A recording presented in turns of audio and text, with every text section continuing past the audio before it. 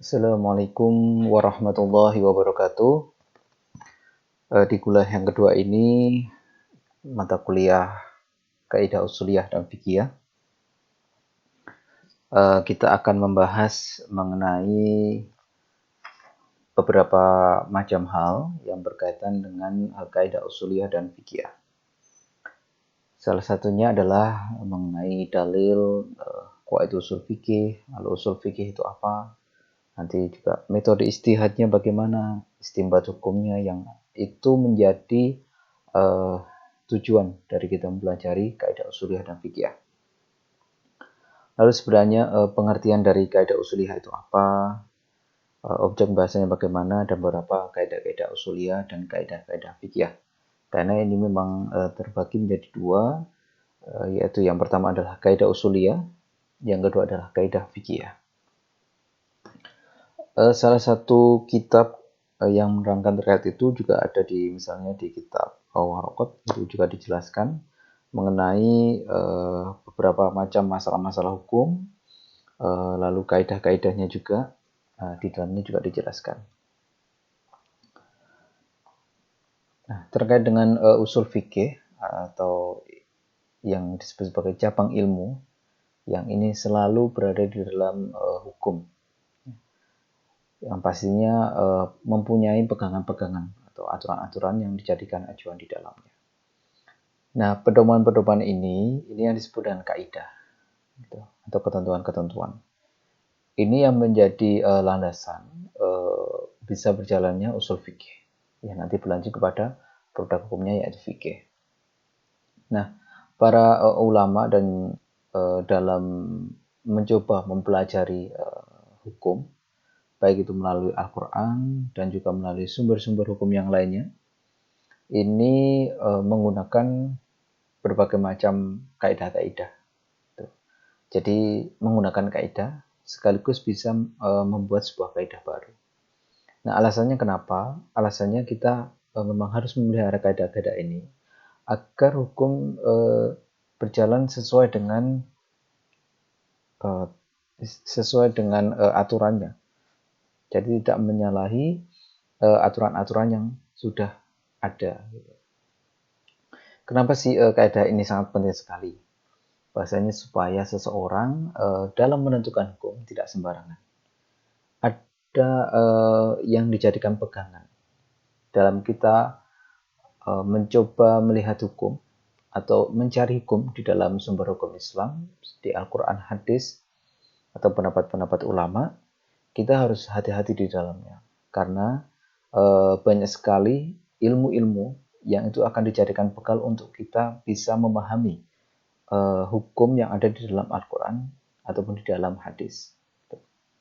Salah satunya adalah dengan kita mempelajari kaidah usuliyah dan kaidah fikih. Selanjutnya, kaidah itu sebenarnya apa sih? Nah, kaidah sebenarnya bentuk jamak dari qaidah. Qaidah adalah sesuatu yang dijadikan pijakan atau pegangan. Jadi namanya pegangan itu harus kita gunakan terus ketika kita mau mempelajari ataupun mencari hukum dari beberapa macam permasalahan-permasalahan yang ada. Tidak menutup kemungkinan permasalahan itu adalah permasalahan yang ada di lingkungan kita. Selanjutnya adalah kaidah usuliyah itu apa? Tadi sudah mempelajari terkait dengan kaidah. Sebenarnya kaidah usuliyah adalah kaidah yang kaidah-kaidah dari hukum itu sendiri yang timbul dari lafal dan nas. Jadi nanti ada berbagai macam hal yang terkait dengan kaidah usuliyah ini. Ada yang berkaitan dengan bahasa, lalu ada yang berkaitan dengan maknanya. Nah, kaidah-kaidah ini ada yang berarti perintah, ada yang berarti misalnya larangan, atau amr atau nahi. Nanti ada yang bersifat umum, ada yang bersifat khusus. Nah, inilah pentingnya kita mempelajari mata kuliah ini. Jadi ketika kita melihat ayat Al-Quran, kita bisa mengidentifikasi apakah ayat itu berwujud perintah, larangan, anjuran, atau hanya sekedar ketetapan saja, yang itu tidak ada konsekuensi hukumnya. kita nanti diharapkan akan bisa menjadi seseorang yang semacam itu. Selanjutnya adalah kaidah fikih. Nah, kaidah fikih, kaidah fikih itu apa? Ini nanti kaidah yang akan kita pelajari setelah kita mempelajari kaidah usuliyah, karena kaidah usuliyah itu sangat penting dan sangat mendasar. Nah, kaidah fikih ini adalah kaidah-kaidah yang membatasi cabang-cabang ilmu fikih. Karena ilmu fikih itu kan sangat luas. Gitu. Semua aspek keilmuan itu bisa dimasuki oleh fikih.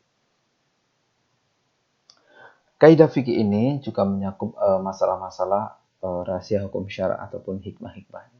Makanya tidak heran di dalam Islam itu sendiri dengan berbagai macam keilmuan, ada yang terkait dengan akidah dan lain-lain, itu tidak terlepas dari permasalahan fikih. Sebenarnya apa sih perbedaannya kaidah usuliyah dan kaidah fikih? Kenapa kita membeda-bedakan kedua keilmuan ini? Kaidah fikih ini ada sedikit perbedaan dengan kaidah usuliyah. Meskipun keduanya juga memiliki tujuan yang sama, yaitu untuk memutuskan sebuah hukum, gitu ya, atau istinbat hukum. Perbedaannya antara keduanya adalah yang pertama, misalnya kaidah usuliyah ini berisi ini ya, kumpulan-kumpulan peraturan atau konun yang digunakan oleh para ahli fikih, oleh ulama, dan ini terpelihara dari kesalahan-kesalahan dalam beristinbat hukumnya. Jadi pembuatan kaidah-kaidah ini itu sudah benar-benar dilakukan dengan sangat hati-hati tanpa ada kesalahan-kesalahan. Ketika ada kaidah-kaidah baru, itu bukan berarti kaidah-kaidah yang lama itu salah. Nah, tapi adanya semacam penyesuaian-penyesuaian dari kaidah-kaidah itu. Atau memang menjawab kebutuhan-kebutuhan dari masalah fikih yang ada. Nah, sedangkan kaidah fikih itu merupakan sekumpulan kaidah yang menghimpun berbagai macam masalah yang ada. Jadi masalah-masalah semua yang ada itu ada di dalam kaidah fikih. Gitu. Kaidah fikih itu yang paling pokok ada 5 gitu ya. Nanti kita pelajari setelah ini. Nah, kaidah ini merupakan hasil dari pengumpulan dari beberapa masalah yang serupa atau al-asybah wal an-nadhair atau hukum-hukum juz'iyah. Yang kedua, kaidah usuliyah merupakan parameter atau ukuran bagi istinbat yang benar. Jadi kalau kita ingin memutuskan hukum yang benar, yang minimal sedikit kesalahannya, kita harus menggunakan kaidah-kaidah ini. Selanjutnya ada posisi kaidah-kaidah ini tidak terlepas dari ilmu-ilmu nahwu. Ilmu nahwu, ilmu sharh. Ini sangat penting sekali untuk kita belajar ini. Makanya sebenarnya ketika kita belajar terkait kaidah usuliyah dan kaidah fikih, kita alangkah baiknya kita sudah belajar masalah nahwu ataupun masalah sharh, sehingga kita akan lebih mudah untuk memahami kaidah-kaidah ini. Nah, kaidah usuliyah ini menjadi sebuah penghubung dari hukum dan sumber, gitu ya. Dari produk hukum dan dari Al-Quran dan hadis sumber hukum yang lain. Nah, objeknya adalah apa? Adalah dalil, hukum. Gitu ya. Kita nanti bisa lihat ya, apakah di dalam ayat Al-Quran itu berisi hukum atau tidak, atau hanya sekedar ketetapan saja, atau hanya sekedar anjuran saja. Adapun kaidah fikih ini merupakan kaidah yang kuliah, yang bersifat yang unsur-unsur juz'iyahnya itu terdiri dari berbagai macam masalah fikih, dan objeknya pastinya adalah orang mukallaf gitu. Nah, ini perbedaannya hukum Islam. Jadi ketika orang itu belum dianggap mukallaf, belum dianggap layak secara hukum, maka belum bisa dihukumi gitu. Selanjutnya apa? Kaidah usuliyah ini adalah kaidah kuliah yang dapat diaplikasikan kepada seluruh unsur juz'i dan objek pembahasannya tanpa terkecuali. Jadi semuanya bisa dibahas di dalamnya. Adapun kaidah fikih merupakan kaidah aghlabiyah atau mayoritas yang diaplikasikan kepada sebagian juz'iyah. Nah, yang keempat adalah kaidah usuliyah merupakan sarana untuk mengeluarkan hukum syara. Jadi hukum yang ada di Al-Quran hadis itu coba dikeluarkan dan yang tentunya sesuai, gitu ya, yang mendekati kebenaran. Sementara kaidah fikih adalah kumpulan hukum yang serupa atau al-mutasyabilah yang memiliki ilat atau beberapa perbedaan ataupun ini yang dijadikan kesamaan hukum atau ilatnya atau cacatnya itu di mana.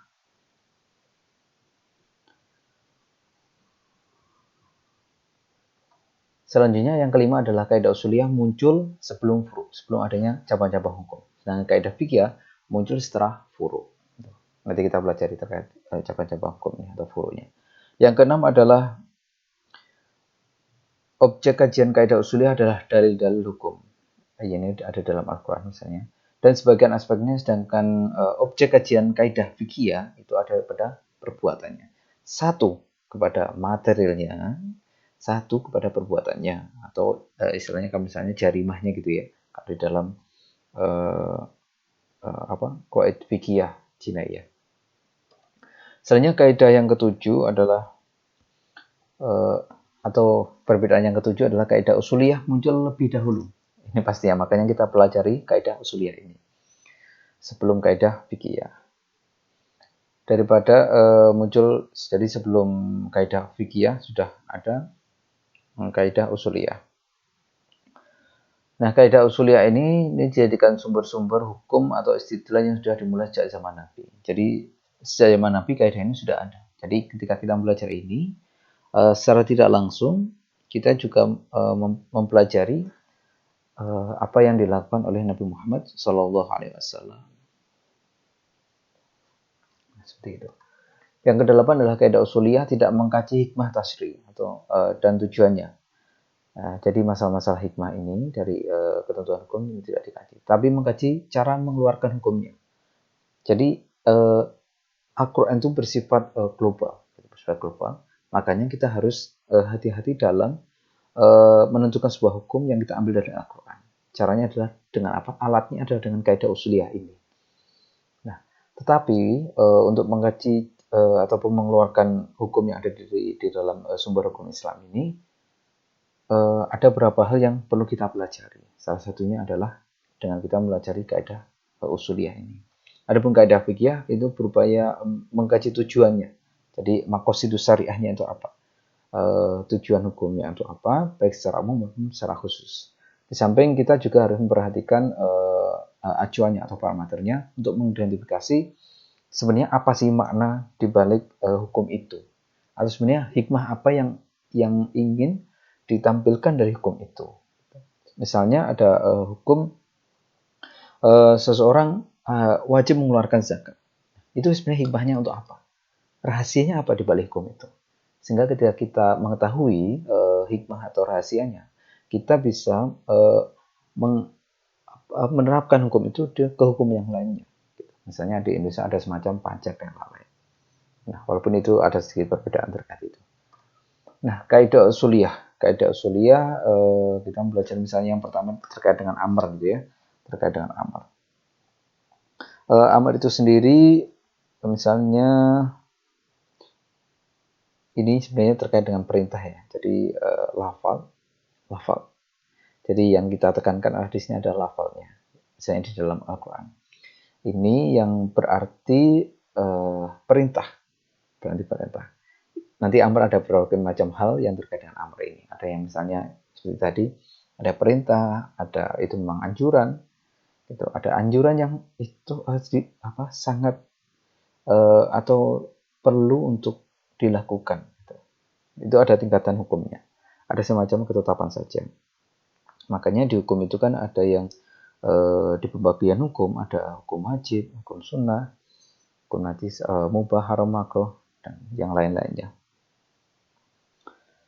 Nah, contohnya adalah misalnya terkait dengan amr yang menunjukkan arti selain wajib yang terdapat di dalam korinahnya. Ini pengertian dari amr. Nah, ini misalnya terkait kita harus mengerjakan sholat dan juga menunaikan zakat. Wa aqimus sholah wa atumuz zakah. Wa aqimus sholah wa atuz zakah. Tentang perintah kita harus menunaikan zakat. Nah, lafal ini yaitu akimu dan juga atu zakah. Ini berisi tentang perintah yang datang dengan sigot perintah atau dengan lafal perintah. Ini harus dilaksanakan, gitu ya. Nah, ini menunjukkan bahwasanya itu memang wajib, gitu ya. Hukumnya adalah wajib.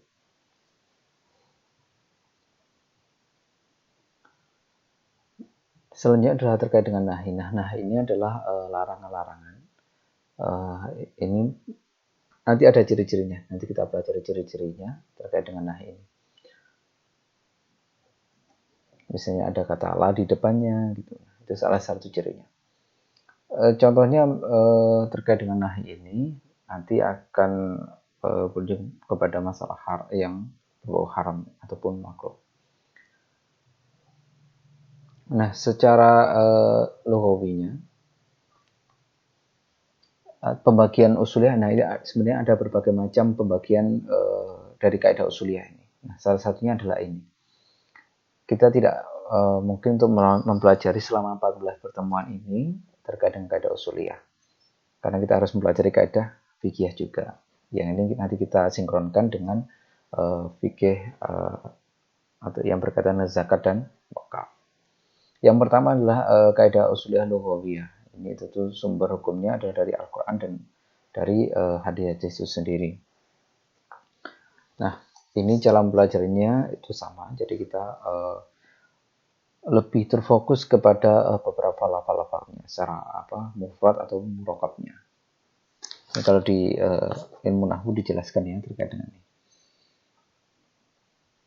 Nah, selanjutnya kaidah usuliyah lughawiyah ada yang pertama adalah dalal nas atau ibarat anas, itu makna yang langsung bisa dipahami dari bentuk kalimatnya. Jadi dari kalimatnya kita sudah mengetahui itu hukumnya apa.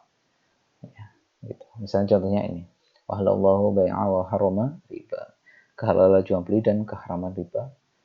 Ini kita bisa langsung mendapati hukum dari lafal ini.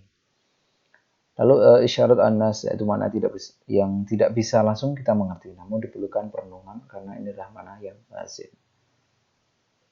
Nah, ini sebenarnya banyak sekali ayat-ayat dari Al-Quran yang maknanya itu tersirat. Jadi kita harus menggali lebih dalam makna dari itu.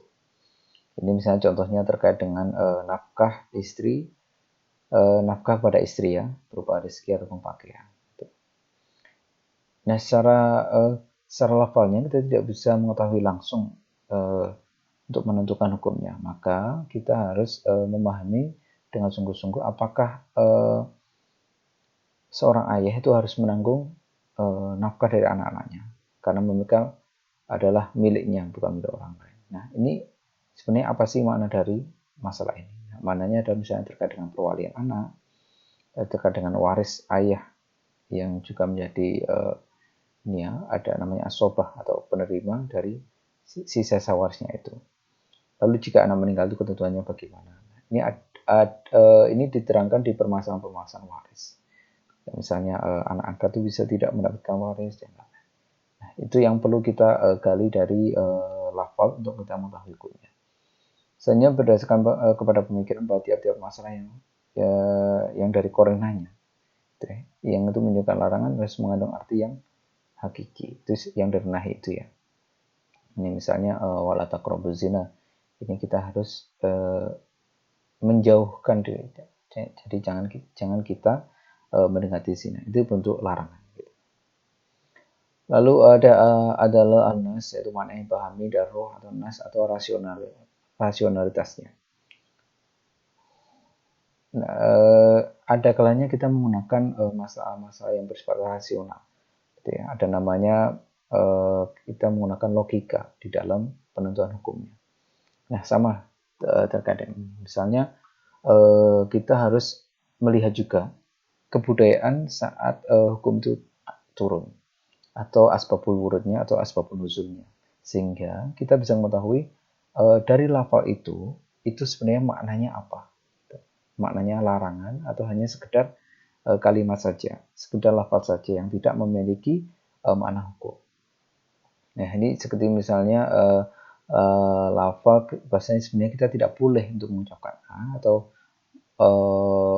ini berkata kasar kepada orang tua gitu. Lalu iktila dan nas, yaitu makna yang tidak tampak dari perkataan yang mana makna kalimat tersebut tidak bisa tegak dan atau didapatkan kecuali dengan mengira-ngirakan atau memasuk-masukkannya. Maknanya apa? Dalam artian ketika kita melihat lafal tersebut, kita harus mencoba menggunakan lafal yang lainnya juga untuk memahaminya.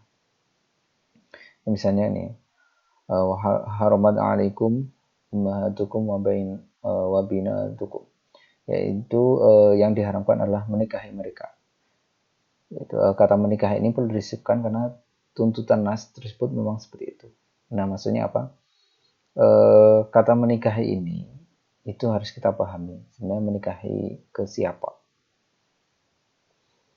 Ini terkait dengan kadang orang-orang yang memang tidak semua itu boleh kita nikahi. Gitu ya. Lalu kaidah yang kedua adalah kaidah mafhum mukhalafah. Nah, definisinya itu sendiri adalah hukum yang tersirat, ya, yang ini berbeda dengan yang diucapkan. Jadi makna tersirat. Nah, dari kaidah yang kedua ini lebih menekankan masalah-masalah dari makna ayatnya, makna lafalnya, sehingga kita bisa mengetahui hukum dari itu. Ya, sekian kuliah kita kali ini. Nanti penjelasan dari amar dan nahi nanti kita bisa lanjutkan di slide ataupun presentasi selanjutnya.